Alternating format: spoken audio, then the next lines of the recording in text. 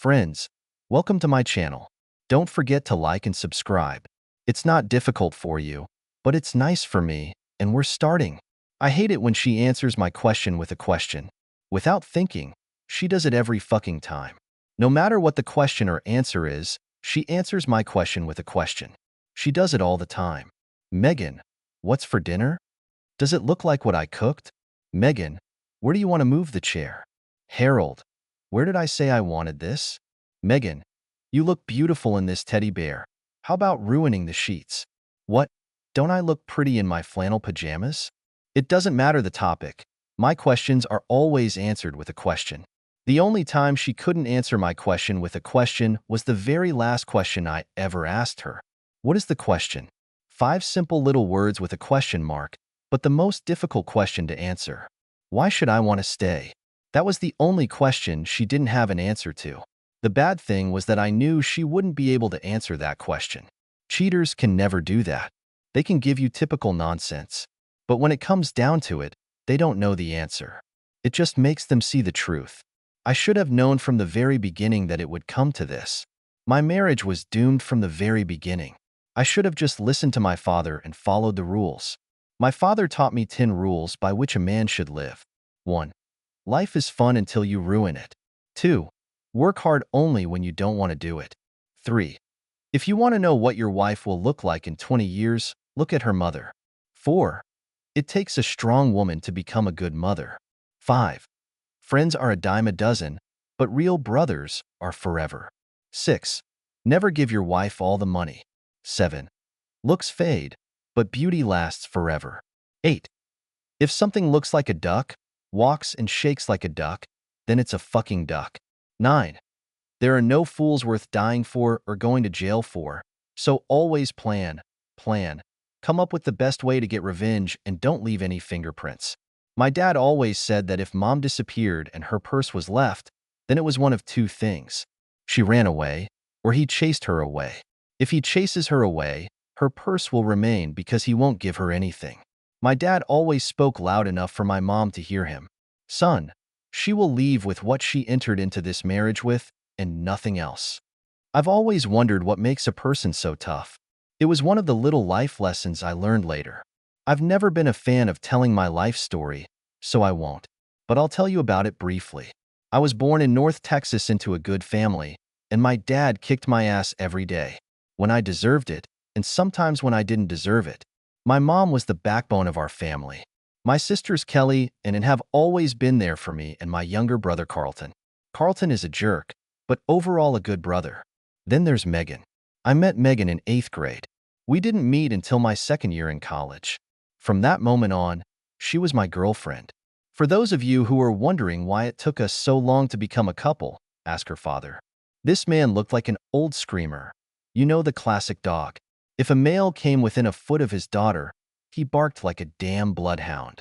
It took him 3 years to let me sit on their porch, then another year just to call her. And then, it always sounded like he was eavesdropping on the phone before she could ask him if I could ask her out. He shouted, and no? So trust me when I tell you that he surprised the hell out of me when I asked for permission to marry Megan. He said, "Yes, son, you can." Son, that bastard just called me a son. For the last 6 years, I've been called a bastard, a fucking jerk, a thick-headed fool, and, last but not least, the king of assholes. But now I'm his son. Deal with this shit. For me, married life was wonderful. Our honeymoon was fucking amazing. Megan wanted to use every hole, and use it well. I was 22 years old at the time. By the time she was done with me, I needed AB 12 injection. Life with Megan was anything but boring. For the next 15 years, life was hard, but good. We worked, we played, we made love, and we had children. In fact, the 3 children, Tommy, Jessica, and Paul, are our little angels. For those who do not have children, children have a built-in radar. Whenever Miss or I are in the mood and the situation is about to get hot and heavy, their radar goes off. Most of the time, I would only pull one breast out of her bra before there was a knock on the door. I can't count the number of times I should have gone to the hospital because of a 4-hour erection. It was only in our 25th year that everything exploded. The only thing that kept me from leaving the country were the children. Two of the three children were out of the house, and the third was heading for the exit. Tommy studied at the University of Florida, Jessica studied at the University of California, Knoxville, and Paul had just graduated from high school and was heading to Gainesville. But as a male child, he just had to have a lot of fun on his last night at home. Paul was acting like an ass and trying to drive home drunk. He crashed into a pole and ended up in the hospital. He was in critical condition. Megan and I are rushing to the hospital. His spleen was removed. He had a damaged lung and needed a kidney. He urgently needed a donor. The doctor asked if he could do a blood test to determine if I was right for him. Megan gave us a strange look, as if she was trying to figure something out. Then she said, Damn. You don't have to worry. He's not Paul's father." I backed up and looked at her. I want to grab her, but the doctor stopped me and told me not to do it now. I asked her what the hell she was talking about. The doctor told her that she needed to bring her father here to save Paul. I turned and walked away. Then I stopped, turned around, dropped my wedding ring on the floor, and went into the room to see Paul. I could even think that he wasn't my son at the moment. I just wanted him to get the help he needed. When Megan and the doctor entered the room, I turned around and left. The doctor grabbed my arm and told me I needed to stay. Because Paul needed both of us right now, so I stayed. Later that evening, Paul's father came in. About an hour later, my brother Carlton showed up. I was about to go and tell him what was going on when I saw that his blood had been taken. Paul's father was Megan's brother-in-law, my brother Carlton. Then he, the doctor, and Megan left the room. I had my own answer. Carlton came in, trying to explain what had happened. I left the room. It was too hard for me to handle it. When I went out to the waiting room, Carlton's wife Abby was sitting there with her head in her hands, crying. I didn't know if it was because of Paul or because she found out about Carlton and Megan. It didn't matter anyway. Both problems were messed up. The doctor came over and asked if he could talk to me for a second. He told me that I needed to pull myself together and be with Paul and Megan. They'll need me. I asked him, how do I do it? You're such a big fucking man. Tell me, how can I be around this fool? Did she just tell me that my son is my nephew? She made love to my brother for God knows how long. But we've known about this for at least 18 years, because Paul is his son. And what should I do with Carlton? I can't call him my brother anymore. What kind of brother is this who uses his brother's wife and leaves him to raise children? But since you're a doctor, maybe you can give me something for that. Maybe you can get me some glasses for detecting fools. Do they have a pill after the novel, Get That Fool and My Brother Out of My Life? Maybe you know a way to erase this fool from my memory. That's what I thought. So get away from me and try to fix Paul. You can't help my marriage or my life. Doc shook his head, then turned and walked back to Paul's room. I went up to Abby and asked her what Carlton had said to her. She said that all three of my children are his children. Carlton said Megan told him I was infertile. This was new to me, and how could she know? I was in the hospital for only one reason, and I was 10 years old at the time. Something was happening, and I needed to find answers. It was 11:30 the next morning before the doctor told us that Paul would be fine. Carlton's kidney was a perfect match. I was heading for the exit when Megan and the doctor ran up to me just as the door was closing. Megan went to grab me when the doctor stopped her. I would spit in her face. Megan asked where I was going. What about our son, Paul? It seemed funny to me, our son. I turned around and left. I got home around 2:30 p.m. after a short stop at the Home Depot for a couple sets of locks. I changed the locks in the house. Then I started packing Megan's clothes. I had 4 bags packed before I got the first call. It was her father who wanted to come over and talk before I did something stupid. Do some people like what I asked him? Come on, Dad. For what reason should I do something stupid? Before he could say another word, I slammed down the phone. While I was packing Megan's things, it made me think about Paul and everything that had happened. It made me go back to all the long discussions in psychology class. Nature is against parenting, whether Paul's DNA made him my son. Of course, in my heart, he was mine. From the first moments of his life, from the first steps, from the moment he first caught a football, his first fight, his first date, his first kiss, talking to him about birds and bees. All this made him my son, didn't it? But when he really needed his father, the truth was that I wasn't. When he needed blood and kidneys, both of which I would gladly give him, I couldn't. at a time when he was really in need. I could only sit there helplessly because Megan turned out to be a liar. At the moment when the doctor said he needed a kidney, he wasn't my son. My family's name would continue, but what about my branch of the family tree? There would be no Harold Paxton branch. Of course, there were 7 sprouts on the Carlton branch. The 4 children he had with Abby and the 3 children with Megan that made Carlton the family stud. I had to stop thinking for a while because I was giving myself a break. I went to the refrigerator, took a beer, and sat down in my deep armchair. I was just turning on the TV when I heard some cars pulling up. I didn't move. I was sitting there drinking my beer and listening to them knocking on the door. It sounded like there were 4 or 5 people there. They had been knocking for about 10 minutes when Megan drove up. I think it was my father who told her to open the door with her key. I bet they were very surprised when her key didn't work. After I finished my beer, I grabbed a gun from the table, walked over, and opened the door. I asked my father, what did they want? My father asked, why? I had a gun. I told him that this was to keep out intruders. I asked them again, what did they want?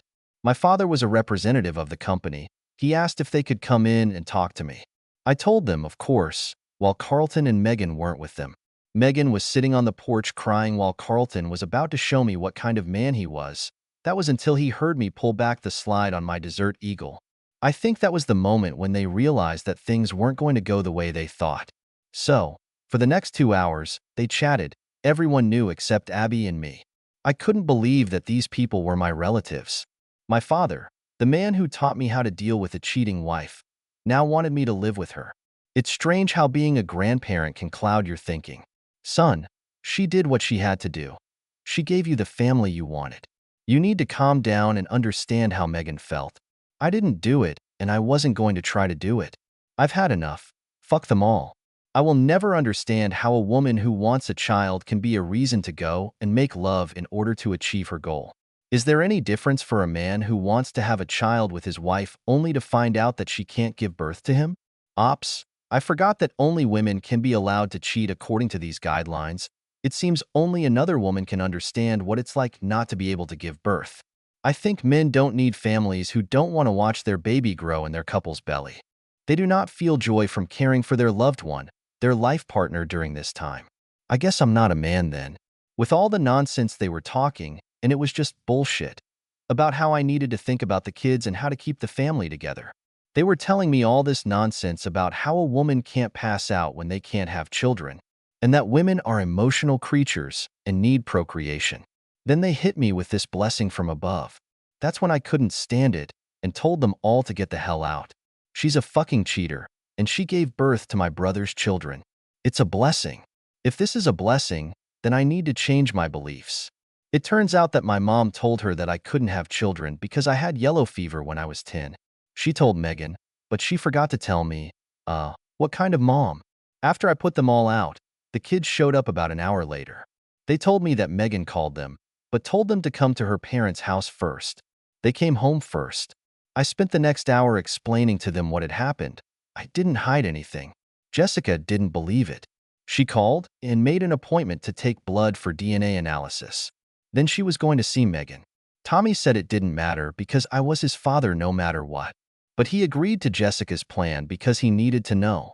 The next day, we all went to the hospital, checked Paul, and then took a blood test. After that, Jessica went to visit Megan. Tommy and I watched Paul for a few hours, and then returned to the house.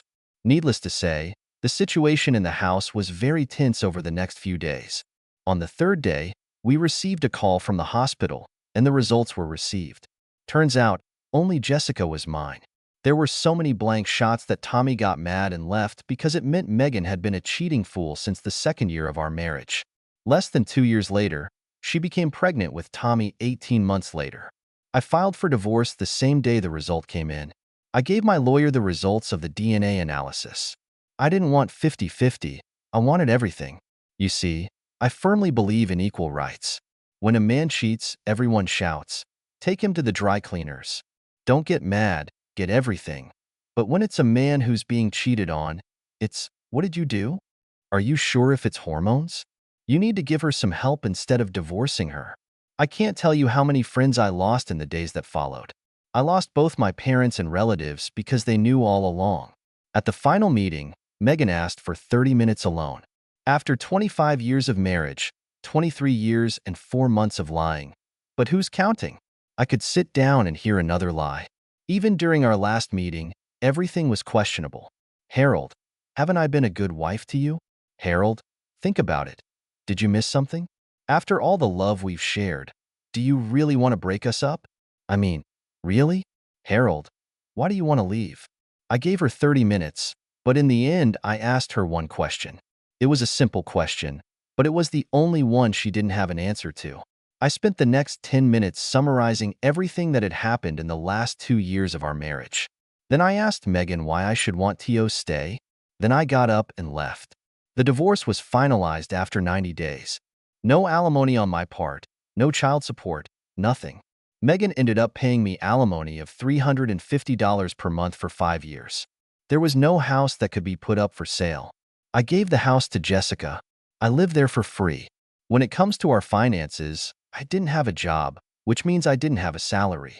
I quit the day before the DNA results came in. She cheated on me for more than 20 years, and some judge was going to make me pay her for it? I don't have any money in the bank. I used them to pay Paul's medical bills. Nothing out of nothing leaves nothing.